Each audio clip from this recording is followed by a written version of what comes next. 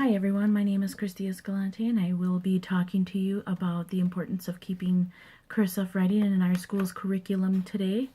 As a child growing up in the 1980s, writing was a very important skill to learn. Not only did cursive writing present personal gain, but it was used for educational purposes as well. Assignments were also handwritten, such as book reports, essays, poems, short stories, and daily classwork. Not only were they written in cursive, but they were also written in neat print. Have you ever attended Catholic school? I have. And they really liked the writing, and they also really liked using it for a form of punishment. I had my fair share of having to write the awesome forms of "I will not chew gum in class," "I will not be late for school," and my favorite one, "I will not throw rocks at Tim." Many officials think cursive writing is a dying skill in today's society and should no longer be taught. I, however, disagree with that thought and think it is very important to keep cursive writing in our schools. Call it the sign of the times, but the new core standards have dropped penmanship for keyboarding and app learning.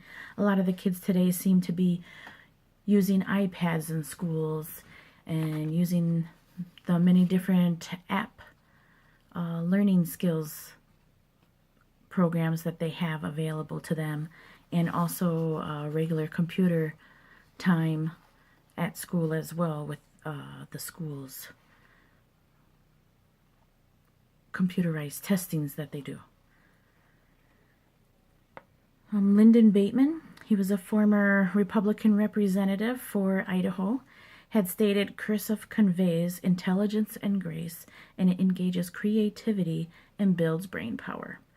Cursive writing should be a skill that makes us, us. It separates us from each other as individuals, and not only that, but our personalities speak to others on a more creative level on paper. We learn better when we write." A lot of research indicates more areas of the human brain are engaged when writing in cursive compared to keyboarding. Research done in Florida by a university in 2010 had noticed that the thinking process of students was a lot slower and memory was poor using keyboarding. And the memory of the students that did writing or even cursive writing scored a lot higher on their surveys and also showed more memory retainment. In a magazine called Psychology Today, a doctor named William Clem had said that cursive writing helps training the brain to integrate visual and tactical information and works with our fine motor skills and abilities. We all know that writing tends to get us to be more of a perfectionist in a way by how we use the strokes and line up our lines, and also making those correct crossings of the T's and our I's and making it just perfect. So we know not only can we read it, but for others to read it. There was also another research done with MRI scans that showed that writing in cursive had stimulate brain cells, while printing and typing didn't stimulate the synchronicity between the brain's right and left hemispheres, which also made it apparent that keyboarding did not help us retain any type of information as well as writing it down and visually looking at it compared to seeing it on a screen as a picture. A lot of us use our cell phones. How many of you can actually remember all of the phone numbers that are in your cell phones? Personally, I can only remember 3, which is my house, my husband's number and my older son's phone number. The other ones are kind of iffy. I might get 1 or 2 digits wrong. But when we were at home with the old phones that were plugged into the wall and they couldn't go anywhere, and we had to write phone numbers down, we memorized those so we wouldn't have to bring that little bitty booklet of an address book along with us everywhere we went. I know I didn't want to bring that around with me, so I always made sure that I memorized a lot of the numbers that I needed. And back then I had a lot of friends, but now, who needs all those numbers, right? Cursive can create a lot of creativity for individual people. Handwriting is still the most immediate form of graphic communication. We use Post-its. How many of you can use Post-its, making little daily notes for yourself of, don't forget this at the store, or hey Trinity, I'll be right back. I took a walk with the dog. I still use Post-its at home and leave it for them to read in case they miss me. And I use Post-its for my schoolwork to remind me of where I left off in my reading, to remind me what part of the assignment I still didn't finish. Handwriting and X are all grounds of a type of release for some people. Some people use it to create lyrics for music. Some people use it as a release for anger and stress and pain in their lives. It inspires thoughts and imagination to young kids when they think about all their stories and events and fairy tales that they live in big castles, and they express their creativity in that way.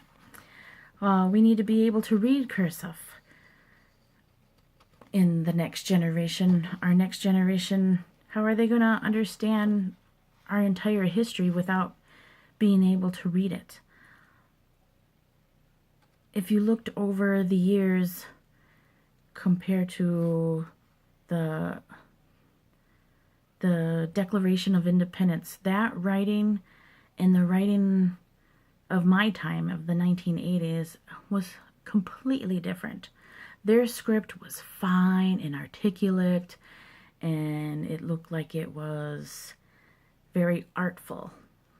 In my time of writing, it was more about getting the angles just right in cursive, getting the letters to be spaced just perfect.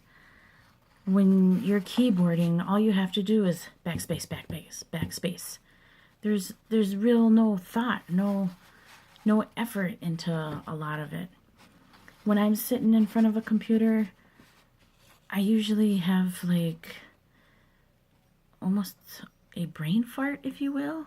Yeah, I have a brain fart. And then when I'm writing, the information just flows to me, and it just comes out right into my hand, and it just keeps going, and I could write a 10-page letter if I really wanted to.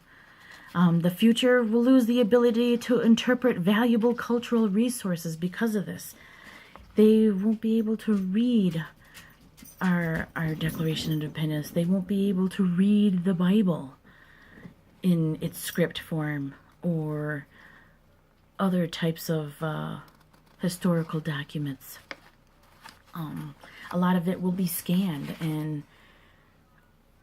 just like we have now, how we have ancient hieroglyphic interpreters, if we don't keep up with our cursive training in schools, we're going to need an interpreter for our future generations.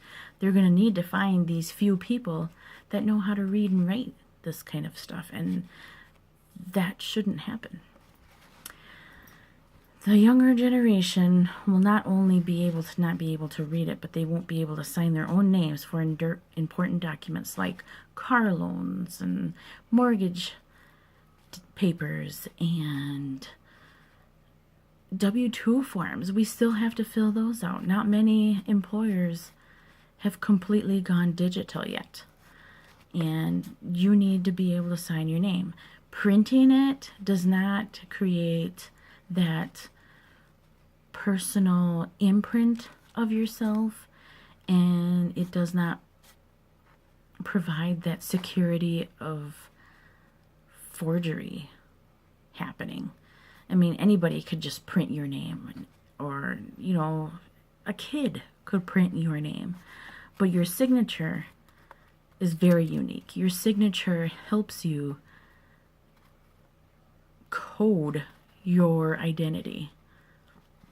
Adults unable to write cursive might think back to Jacob Lew, the person who President Barack Obama nominated for Treasury Secretary in 2013. As Treasury Secretary, Lew's signature would be on the U.S. currency. So the signature looked more like a bunch of loops and something that just did not look like it was readable. So President Obama jokingly had said, "Jack assured me that he is going to work on making at least one letter legible in order not to deface our currency. We may not always use handwriting on a daily basis, but we do have the skill and utilize it when we want to. And it is important for our future and personal identity. Cursive writing can free us from electronics and wires. It gives people their individualism back. Typing is the new writing, but will we always have keyboards?" Thank you.